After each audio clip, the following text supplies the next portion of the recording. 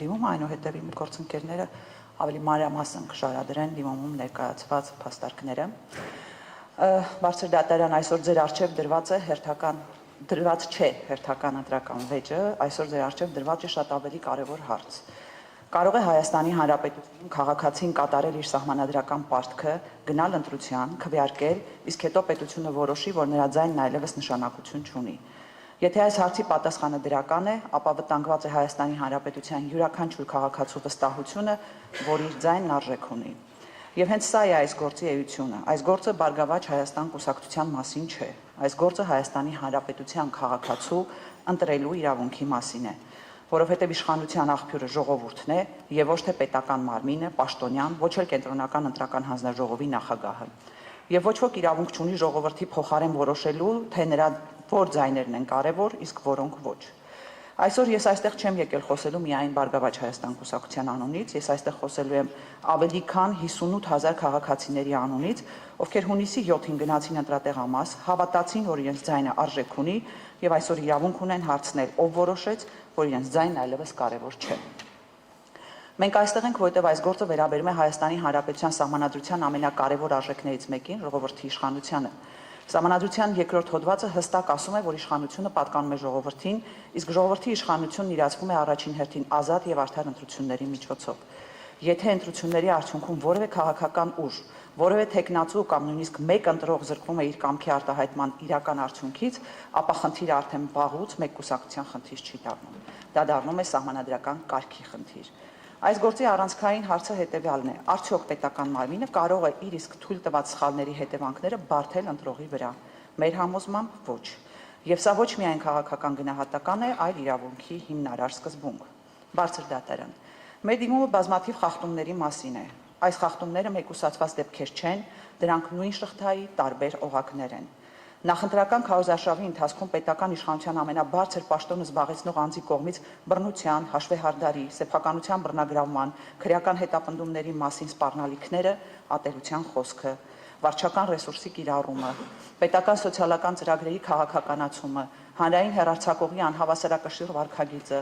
ընտրական մարմինների անգործությունը, ընդդիմության նկատմամբ քրեական հետապնդումները, բազմաթիվ ձերբակալություններն ու կալանքները եւ վերջապես ԿԸՀ որոշումները, որոնց արդյունքում հազարավոր քաղաքացիներ զրկվեցին իրենց ձայնը կրկին արտահայտելու հնարավորությունից։ Սրանք առանձին դեպքեր չեն։ Սա մեկ համակցություն է, որը ցույց է տալիս, թե ինչպես պետությունը դարձավ քաղաքական պայքարի անմիջական մասնակից, իսկ երբ պետությունը դառնում է ընտրական պայքարի մասնակից, ընտրություններն այլևս հավասար չեն լինում։ Երբ ընդդիմությունը մրցում է ոչ թե իշխանության հետ, այլ ողջ պետական ապարատի հետ, դա արդեն ընտրական մրցակցություն չէ։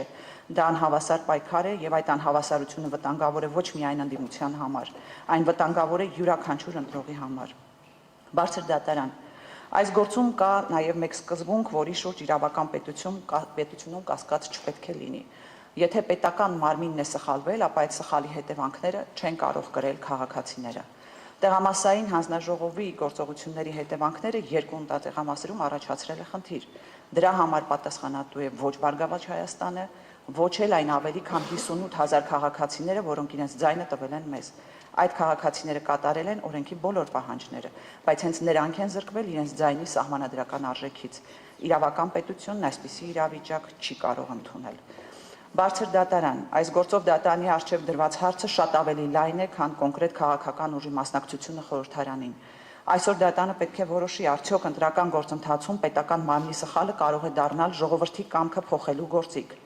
Արդյոք կարելի է ընտրությունների արդյունքները փոխել այնպիսի որոշմամբ, որի իրավական հիմքը առնվազն վիճելի է։ Արդյոք հնարավոր է անտեսել օրենքի իմպերատիվ պահանջը վերաքվեարկության կամ ընտրությունների անվավեր ճանաչման վերաբերյալ եւ ընտրել երրորդ ճանապարհը։ Եթե այս հարցերին դրական պատասխան տրվի, ապա վաղը նույն մեխանիզմը կարող է կիրառվել ցանկացած քաղաքական ուժի նկատմամբ եւ այդ դեպքում վտանգի տակ կհայտնվի ոչ թե մեկ կուսակցության ճակատագիրը, այլ Հայաստանի ընտրական համակարգի նկատմամբ հասարակության վստահությունը։ Բարձր դատարան, ժողովրդավարությունը սկսվում է այն պահից, երբ քաղաքացին վստահ է, որ իր ձայնը պաշտպանված է, երբ նա վստահ է, որ իր ձայնը չի կարող կորել, չի կարող արժեզրկվել, չի կարող փոխարինվել որևէ պաշտոնյայի որոշմամբ, որովհետև ազգային ժողովի կազմը պետք է որոշվի միայն մեկ տեղում՝ քվեատուփի մոտ,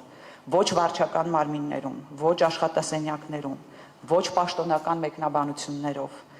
Այդ իրավունքը պատկանում է միայն ժողովրդին։ Այս գործը ստեղծում է չափազանց վտանգավոր նախադեպ, եթե այսօր ընդունենք, որ հազարավոր մարդկանց ձայնը կարող է պարզապես անհետանալ առանց նրանց նորից ընտրելու հնարավորություն տալու, ապա վաղը նույնը կարող է տեղի ունենալ ցանկացած ընտրության ժամանակ։ Այսօր խոսքը 3 ընտրատեղամասերի մասին է, վաղը կարող է լինել 30-ը, հետո 300-ը, եւ այդ ժամանակ արդեն շատ ուշ կլինի հարցնել, թե որտեղ կորավ ժողովրդի իշխանությունը։ Ժողովրդավարությունը երբեք չի կործանվում մեկ օրում։ Այն կործանվում է այն պահին, երբ հասարակությունը սովորում է համակերպվել փոքր անարդարությունների հետ, երբ սովորում է, որ մի քանի հազար մարդու ձայնը կարելի է պարզապես անտեսել։ Բարձր դատարան, վերջում ցանկանում եմ ընդգծել հետևյալը. մենք դատարանից չենք ակնկալում քաղաքական որոշում, մենք դատարանից չենք ակնկալում աջակցել որևէ կուսակցության, մենք դատարանից ակնկալում ենք միայն մեկ բան՝